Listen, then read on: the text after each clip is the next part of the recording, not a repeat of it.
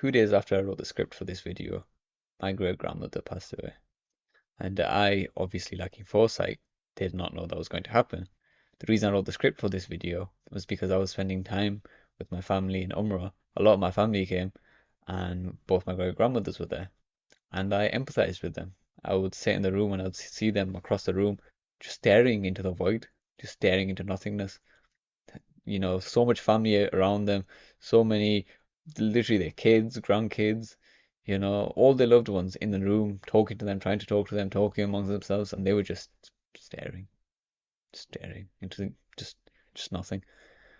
And the reason that they were, staring into nothingness was not because, we didn't care about them and we weren't trying to communicate with them or anything. We were trying to communicate with them. We constantly was trying to communicate with them, but they couldn't respond. And if they did respond, it was very, very minimum, very little, because they were suffering from dementia. My great grandma who passed away recently, she had been suffering from dementia for a good number of years now, and if she was suffering from it to a greater degree than my other great grandma. And so, a few days after she passed away, my family was sending pictures and videos back and forth in loving memory of her. And one of the pictures that they sent was me sitting next to my great grandmother, giving her a shoulder massage. And she was smiling, something I hadn't seen in years. And she was looking at someone, something I also hadn't seen in years, because this was a little bit of time before she actually developed dementia. And so I guess that was the only picture that I have of her where it's actually like real, you know? Because since then I've taken pictures with her, and my other family have taken pictures with her, but she's always just emotionless, just staring. But that picture, was one of the only pictures I have of her.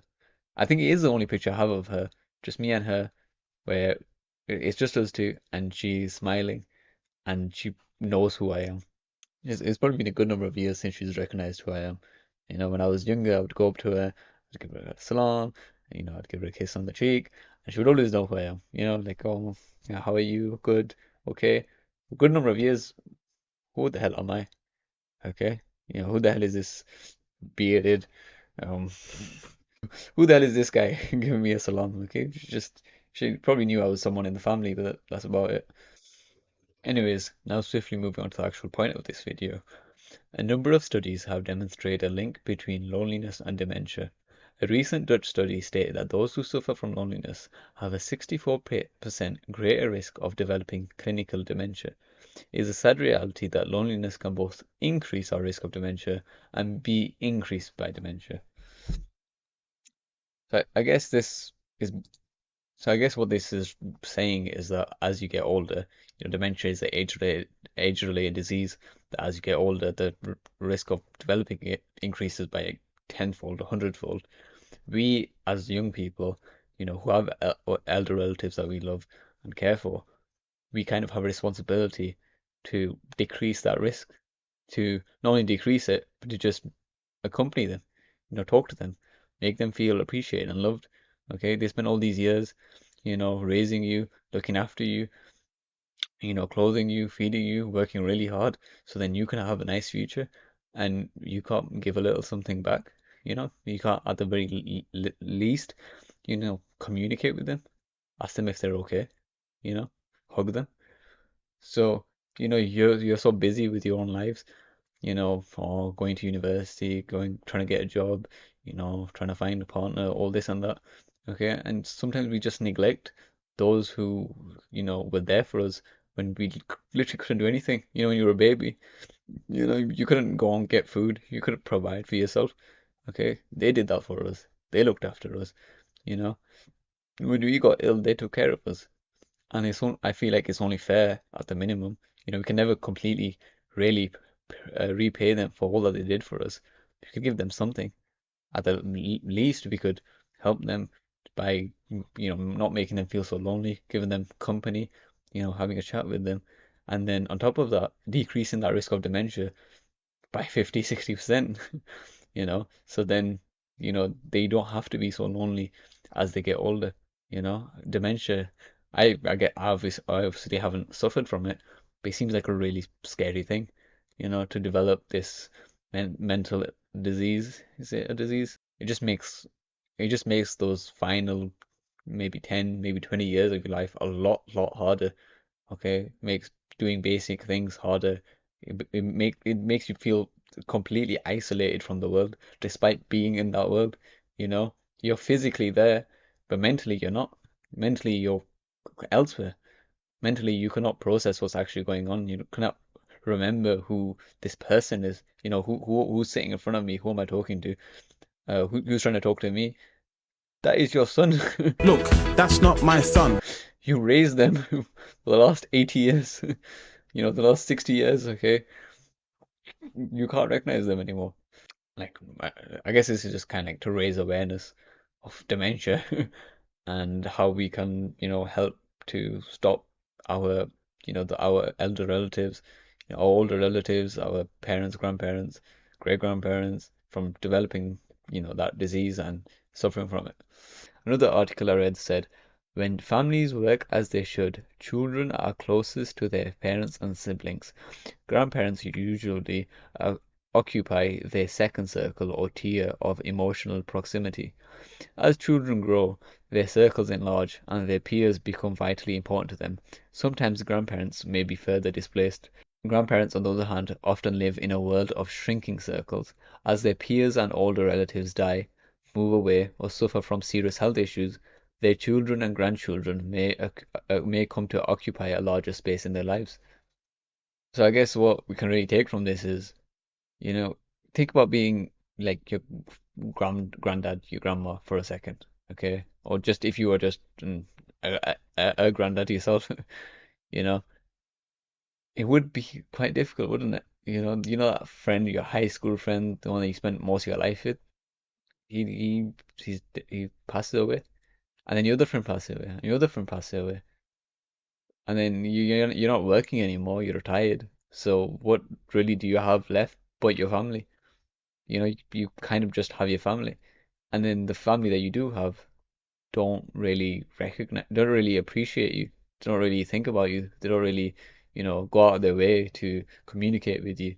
Some poor families out there put their grandparents in a home. Think about that. You looked after these little poo stains, your whole life. You did everything for them, and they went, you're kind of a burden on me, so I'm gonna just, put you in a home and let them look after you. Let that 19-year-old who did health and social care could look after you for her work experience because I can't be asked. Anyways, a little bit of grandparents appreciation. Your grandparents probably did a lot for you. Okay, I know at least for me, my grandparents did a lot. Up until recently, I always appreciate my grandparents. I've always loved them. But my dad told me that when I was born, my dad wasn't very present. Okay, and the reason he wasn't so present was because he was working really hard. He was at university and he was studying to become a dentist. So my dad was working, studying, learning, and he would spend a lot of his time learning. And because he was doing that, his parents, so my grandparents, would look after me. So a lot of my younger years, my grandparents looked after me, not my actual parents. Well, maybe my mum did, but my dad wasn't there. Okay. And then now that I'm older, I kind of forget that because, you know, I was a child and I can't remember, memories from when I was like 6 and younger. Okay. And so, me being, I guess, unaware, I haven't really appreciated and realized how significant my grandparents have been in shaping who I am. You know, I'm over here saying, oh, like I'm glad, I'm so blessed to have all these things, and I don't go to them and say thank you for giving me these things. Like a lot of grandparents out there love their grandchildren more than their children. Their grandchildren become a central part of their lives. They always think about their grandchildren, they always talk about their grandchildren. My grandkid is doing this, he's studying at this university, he's got this job, he's so sweet to me. They become like their whole life, okay? And it's kind of sad. It's kind of like a sad reality that their grandkids don't really think the same about them. The kids are just when they're young, they just run to the grandparents like, "Oh, grandparent, how are you? Granddad, love you." This, that. You know, could you help me? Could you pick me up from school? All that. And then when they get older, they just completely disregard their grandparents, completely forget about them. You become a core part of their lives. And then as you grow up, you become less and less reliant on your parents and your grandparents, and you spend more time with your friends. And they have their friends are passing away. They don't spend time with their friends anymore. They don't. They really the only thing that they have is their family, their grandkids who they love more than anything, and their grandkids are just in their own world, busy in their own world. And I'm not saying you should completely put life on hold and go and spend the 2 weeks with your grandparents. I'm not saying that. What I'm saying is when you do have the opportunity, you do have the chance to do something good for your grandparents, to just even talk to them, just to say, thank you for this and that. Do it. Honestly, it will mean the world to them. And the point of this video is to give them a shoulder massage. I'll get into that in a little bit as why that's such a beautiful little, you know, act of service, I guess you could say. But yeah, it's kind of like a one-sided relationship, grandparents will be dying, to spend some time with their kids, their grandkids, and their grandkids will be annoyed. They're like, oh, I don't want to spend time with my grandparents. Okay, I want to go chill out. I want to go have fun. Okay, why are you talking to me? Leave me alone. Let me live my life. And it kind of reminds me of this clip from Psyche. I'm not sure if you watch anime, but this clip of Psyche about his granddad, acting all nonchalant, like, oh, I don't really care. But his granddad does care, and he cares a lot. So I'll show that clip now. クスも大きくなっとったな。わしゃ感激じゃぞ。直接言えよ、まった。イエーイ。孫たちと3日も一緒だなんて。はしゃぐな。年齢を考えろ。いやー、よかった。嬉しい。またしても孫と二人っきり来たー。ドキドキする。この胸の高鳴り。そうじゃ。学校は楽しいか的な話をするんじゃ。どんな返答でも返せるよう昨日考えたんじゃ。よし。But yeah, my granddad did a lot for me as a kid. And now when I'm older, okay, he's still doing a lot. Maybe a bit less for me because now I'm older, I look after myself. But all the other little kids in my family, the young ones, and me actually, and me, he looks after us still. He's still active. He has spent the last few decades, all he has been doing is been looking after his grandkids, and is been looking after his grandkids. Okay, the other day I needed to go to university to go drop off my stuff in my accommodation, and my granddad took me, my granddad and my grandma, and they helped me move in. Okay, look, they're getting old now, and still, the opportunity to help my grandson, I'm on it, and they were there, and they helped me move in. They brought me back. But yeah, in our ever busy schedules, we don't tend to ever stop and show appreciation and gratitude to those around us who did so much for us. Okay, we're always so involved and busy with ourselves. We're so selfish, and so I guess at least for me, when I do want to, show that appreciation to them, I don't really know how. And the reason I don't know how is because despite my grandparents doing a lot for me, I don't really know how to communicate with them. Like, I speak to them, okay, but I don't know how to speak to them properly. And because I can't speak to them properly, and I don't know what to speak to them about, I can't really speak to them for long. The what I've done for a good number of years now. I started it when I was young. My mom told me, go give your grandma, go give your granddad the shoulder massage, and I've just never stopped doing it. As much as I can, as much as I can remember, I give my mom, my dad, all the older relatives in my family, I give them a shoulder massage because it's non-verbal, so I don't need to find the words to say. And then I also show them a bit of affection, show them I recognize them. I see, that you worked really hard all day today, and for the last 30, 40 years of your life. And so, I'll just sit next to you and I'll, loosen up your shoulders a little bit. You've carried 20 years of stress and hard work and built up stress and built up tension in your joints. Let me just, help you out, give you a little bit of relief, and just show that, okay? The reason I picked a massage out of like the million other things that you could probably do is because it's something I've personally always done and I've always found it very convenient. Okay, it's something that, I don't need to go to the shop and buy something for. I can just do it whenever. And anytime I have the opportunity, it's really easy. All I have to do is just go up to them. I just go and sit next to them and be like, can I give you a shoulder massage? 99% of the time they just say yeah because they have really tense shoulders. Okay, young person, they're free. Look how agile I am.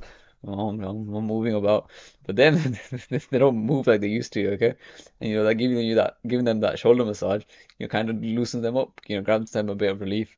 It helps them. It feels good, and so it's just a very small, minor action. Okay, but to them it means the world to them. Okay. But yeah, despite me saying that this video is targeted at your grandparents, your grandma, your granddad, this is meant for anyone, okay? This could literally be like your partner, okay? Maybe even your sibling, okay? I specifically said parents, well, grandparents, because I guess as your relatives get older, the more they'd appreciate it and the more likely they are to say yes to the offer. And it's really simple and it's really not that difficult. So, you'll just be walking, you'll just like, there's a family reunion, or, you'll go over to your grandparents' house, okay, and you'll see them sitting, and, they'll be talking, or they'll be doing whatever, and all you have to do is just, you walk up to them, you sit next to them and you sit next to them, and you ask, can I give you a shoulder massage? And then if they say yes, hopefully they do. It's just, you don't need to be even that good at it. All you have to do is get your fingers, put it on the shoulders, okay, and just, okay, not a lot, just not too much, don't break the bones, just and then just go around. Okay, and they'll probably be like, "Oh, could you do it up here? This is where I've got the most tension," and then you'll do it there, and they'll be like, "Oh, thank you." And then you don't need to do it for that long. You're not a world class masseuse. Okay, you can just do it for like a minute. 2 minutes if you can, and then you can just be like, "Okay, my hands are getting tired." And they're not going to complain. They're not going to be like, "Oh, so why are your hands getting tired?" They'll be like, "I appreciate that you spent 2 to 3 minutes, okay, trying to help me out, trying to make me feel a little bit better. Don't worry about it. Thank you." And then you'll be on your way. So you can live your busy schedule, okay? You can just live your life as you are. And then just whenever you can, whenever you see your parents, your grandparents, you can just stop for a minute and be like, is it okay if I give you a quick massage? And they'll be like, oh, hey, yeah, you know. Oh, thank you. I appreciate that. And then be like, shit, man, my grandkids are so sick. I mean, my grandkids are so sweet. Okay. And then, yeah, hopefully if their friends aren't there, they'll tell their friends, like, my grandson always gives me a massage and he always talks to me. He always comes up to me, you know. I love my grandson. They'll show off and tell their friends and other relatives like, oh, you know, he's so sweet. His son, he's so sweet. Look, he gave me a massage and he always talks to me. And when he sees me sitting, he always walks up to me and he asks me if I can have a massage. That picture that was taken. Think about how powerful that was. Like it was such a minor thing in that moment. I really didn't think much of it. Okay. And then I said, could I give you a shoulder massage? I gave her the shoulder massage. And then my cousin just, because she thought like, oh, this is like a wholesome, cute moment. Let me take a picture. Took a picture without, and then I was shocked as you can see in the picture. I was like, oh, don't take a picture of me, you know. And then I now will forever treasure and have that picture with me for the rest of my life as one of the last proper pictures between me and my great grandma, you know, and I think that's quite beautiful. And I guess that's kind of the reason I made this video. Tell your, and I guess that's the point of this video, you know. I think you've probably heard that saying, make sure you tell your loved ones that you love them before you can't anymore. And this is like a really simple, easy way to do that without actually saying it.